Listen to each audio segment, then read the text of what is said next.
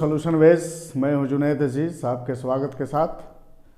आज हम बात करेंगे कि भारत में पंचायती राज व्यवस्था पे 3 टियर सिस्टम मतलब त्रिस्तरीय प्रणाली, और जानेंगे कि भारत में पंचायती राज व्यवस्था की शुरुआत कब हुई और इनके कार्य क्या हैं और इनकी जिम्मेदारियां क्या क्या हैं। इंडियन डेमोक्रेसी में ये सबसे निचले स्तर की सरकार होती है जिसका संचालन स्थानीय लोगों के द्वारा किया जाता है। इस व्यवस्था में 3 संस्थाएं शामिल है, जैसे ग्राम स्तर पर ग्राम पंचायत, ब्लॉक स्तर पे ब्लॉक समिति और फिर जिला स्तर पे जिला परिषद। ये 3 संस्थाएं इस व्यवस्था में आती हैं और ये तीनों मिलकर लोकल सेल्फ गवर्नमेंट या पंचायती राज व्यवस्था कहलाती है। भारत में लोकल सेल्फ गवर्नमेंट के कॉन्सेप्ट का जनक लॉर्ड रिपन को कहा जाता है, जिन्होंने अंग्रेजी शासनकाल में 1882 ईस्वी में पहली मर्तबा एक लोकल सेल्फ गवर्नमेंट के कॉन्सेप्ट को प्रस्तुत किया। और 1919 ईस्वी में इंडियन एडमिनिस्ट्रेशन एक्ट के तहत भारत के कुछ राज्यों में दोहरे शासन की व्यवस्था की गई।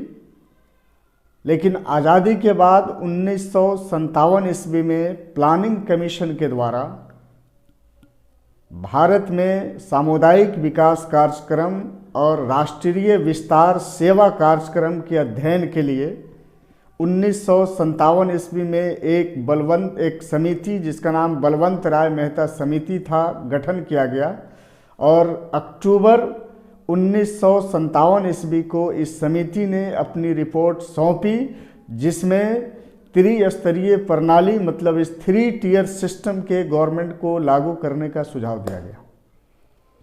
1958 ईस्वी में नेशनल डेवलपमेंट काउंसिल ने बलवंत राय मेहता समिति के सिफारिशों को स्वीकार किया और 2 अक्टूबर 1959 ईस्वी को राजस्थान के नागौर जिले में तत्कालीन प्रधानमंत्री जवाहरलाल नेहरू ने पहली मर्तबा इस पंचायती राज की शुरुआत की कि ये भारत में सबसे पहला मौका है जब किसी राज्य में एक तीसरे स्तर की सरकार को लागू किया गया। तब से लेकर के 1992 ईस्वी तक भारत के सभी राज्यों में इस पंचायती राज व्यवस्था को स्ट्रिक्टली फॉलो नहीं किया गया। मतलब कहीं था कहीं नहीं था, किसी स्टेट में इसको फॉलो किया जाता था, कहीं नहीं किया जाता था। लेकिन 1992 ईस्वी 1992 के कॉन्स्टिट्यूशन के 73rd एंड 74th अमेंडमेंट में इस 3 टियर सिस्टम को पहली मर्तबा एक संवैधानिक दर्जा प्राप्त हुआ, जिसमें 3 संस्थाएं शामिल हैं, जैसे ग्राम स्तर पर ग्राम पंचायत, ब्लॉक स्तर पे ब्लॉक समिति और फिर जिला स्तर पे जिला परिषद। ये 3 संस्थाएं शामिल हैं, जिसको 1992 में पहली मर्तबा संवैधानिक दर्जा प्राप्त हुआ। भारत में समय समय पर इस पंचायती राज के कार्यों को संचालन करने के लिए, स्मूथली इसको एक्सरसाइज करने के लिए अलग अलग समय पे अलग अलग समितियां बनाई गई, जैसे बलवंत राय मेहता समिति 1957 ईस्वी में, अशोक मेहता समिति 1977-78 में, जी.वी.के. राव समिति 1985 ईस्वी में और डॉक्टर एल.एम. सिंधवी समिति 1986 ईस्वी में शामिल है। तो भारत में पंचायती राज व्यवस्था का ये रहा एक संक्षिप्त इतिहास, मतलब ये कैसे किन किन चरणों से होता हुआ यहाँ तक पहुँचा है। लेकिन 1992 ईस्वी में कॉन्स्टिट्यूशन के अमेंडमेंट ने एक संवैधानिक दर्जा प्राप्त किया और लगभग भारत के सभी राज्यों में एक स्टेट इलेक्शन कमीशन की व्यवस्था कराई गई कि इस स्टेट इलेक्शन कमीशन की जिम्मेदारी बनती है कि एक रेगुलर इंटरवल पे इस पंचायती राज मतलब 3 टियर सिस्टम के इलेक्शन को एक रेगुलर मोड में कंडक्ट करें। अब हम देखेंगे कि भारत में ग्रामीण क्षेत्रों में भी एक लोकल सेल्फ गवर्नमेंट की व्यवस्था है और अर्बन एरियाज़ में भी एक लोकल सेल्फ गवर्नमेंट की व्यवस्था है। जैसे नगर पंचायत, म्यूनिसिपल काउंसिल और कॉरपोरेशन को देखते हैं शहरी क्षेत्रों में, तो वहीं पर आपने ग्रामीण क्षेत्रों में ग्राम पंचायत, ब्लॉक समिति और फिर जिला परिषद जैसी ये संस्थाएं आती है। तो बहरहाल ये इन दोनों संस्थाओं में जो 3 लेवल्स होने के कारण ही इन्हें 3 टियर सिस्टम मतलब त्रिस्तरीय प्रणाली कहते हैं, जिसको आप पंचायती राज के नाम से जानते हैं। अब बलवंत राय मेहता समिति के साथ साथ जितनी भी समितियां भारत में बनी, इन संस्थाओं के कार्यों को सुगमता से देखने के लिए या फिर संचालन करने के लिए, तो फिर इस तीसरे स्तर की सरकार का उद्देश्य भारत में क्या है?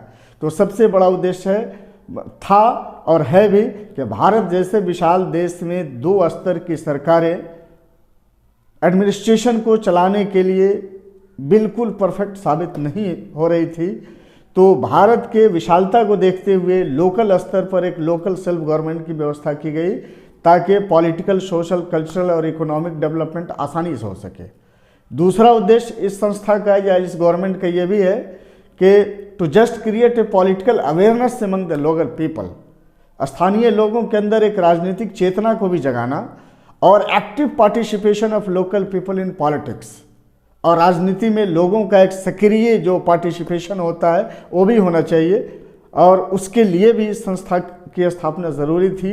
और चौथी बात यह है कि it is just like a root of democracy, ये डेमोक्रेसी की जड़ है, जहां स्थानीय लोगों को विदाउट एनी डिस्क्रिमिनेशन पॉलिटिक्स में पार्टिसिपेट करने का एक अपॉर्चुनिटी मिलता है, और यही अपॉर्चुनिटी उन्हें ये समझाता है कि हम एक लोकतांत्रिक या डेमोक्रेसी में रहते हैं।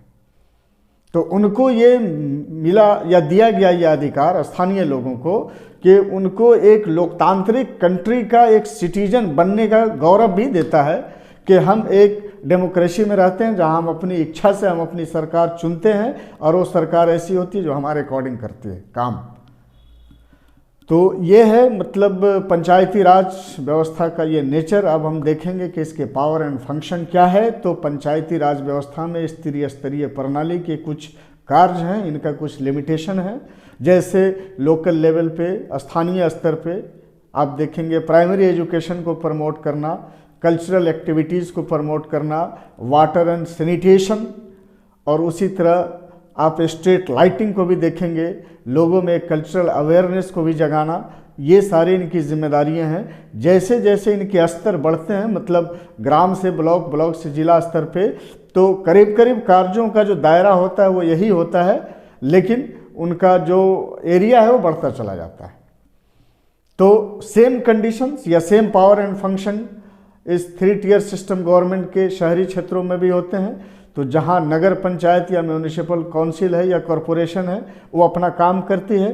तो बहरहाल गवर्नमेंट का जो ये दोनों सेक्शन है, अर्बन लोकल सेल्फ गवर्नमेंट और local self government, rural self government, इनके पावर्स एंड फंक्शन का डिमार्केशन कॉन्स्टिट्यूशन ने 1992 में किया, और इन लोगों का इन संस्थाओं का एक सेपरेट जुरिडिक्शन है कि विद इन विच मतलब all levels of the government are able to impose their supremacy and exercise the powers and functions. Constitution ने इनके लिए एक एरिया, इनकी एक हद, एक लिमिटेशन डिसाइड किया हुआ है कि इनको अपने लिमिटेशन में रह करके अपना पावर्स एंड फंक्शन अंजाम देना है। अब आप देखेंगे कि ये लोकल सेल्फ गवर्नमेंट चाहे अर्बन एरिया में हो या रूरल एरिया में अगर अपना पावर एक्सरसाइज करते हैं तो फिर उनके लिए फंडिंग कहाँ से होती है, इनके जो सोर्सेज ऑफ इनकम है वो कहाँ से होते हैं। तो लोकल सेल्फ गवर्नमेंट में भी रिवेन्यू कलेक्शन का है।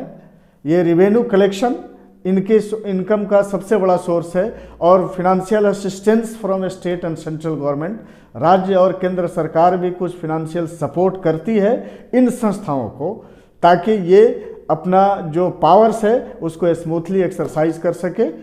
अगर ये मेरी बात आपको अच्छी लगे तो इस चैनल को सब्सक्राइब करें। Thanks and have a nice day.